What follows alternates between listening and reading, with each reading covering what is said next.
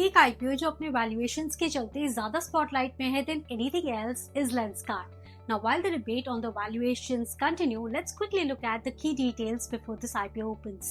Lenskart Solutions India का सबसे बड़ा और एशिया के टॉप 2 ऑर्गेनाइज्ड आईवेयर रिटेलर्स में से एक है. Company prescription glasses, sun glasses, contact lenses और बाकी कई सारे आईवेयर एसेसरीज ऑफर करती है.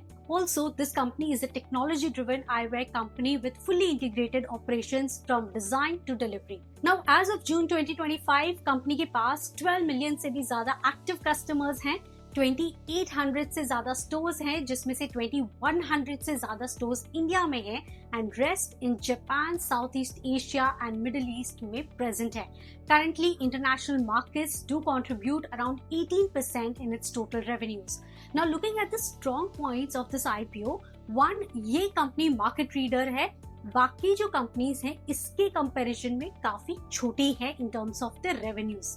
इन house manufacturing and centralize supply chain की वजह से कंपनी कॉस्ट और क्वालिटी दोनों को कंट्रोल कर पाती है और फास्टर डिलीवरी पर फोकस कर पाती है. 22 ब्रांड्स के पोर्टफोलियो होने की वजह से कंपनी हर प्राइस रेंज के कस्टमर को टारगेट कर पा रही है, from the affordable to the premium category.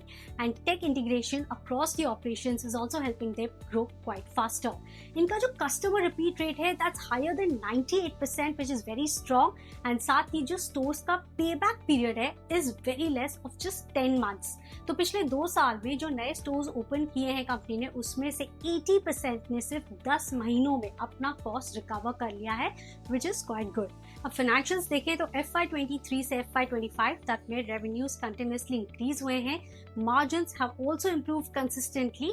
One major concern is company recently profitable हुई है and the adjusted profits are 128 crores. इस IPO से जो फंड्स रेज करेगी कंपनी, उसे नए स्टोर सेटअप करने के लिए, स्टोर के लीज एंड रेंटल एक्सपेंसेस के लिए, marketing spends and technology infrastructure को बिल्ड करने के लिए यूटिलाइज करने वाली है. IPO details are on your screen. 31 अक्टूबर को IPO ओपन हो रहा है, closes on 4 November.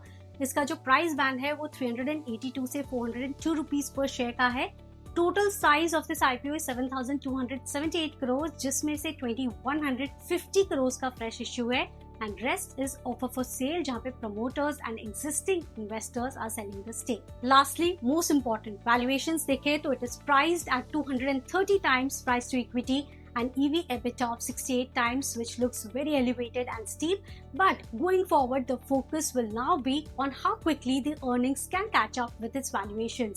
But do let us know in the comment section, क्या आप इस IPO में अप्लाई करने की सोच रहे हैं या फिर नहीं? And don't forget to follow PL Capital for all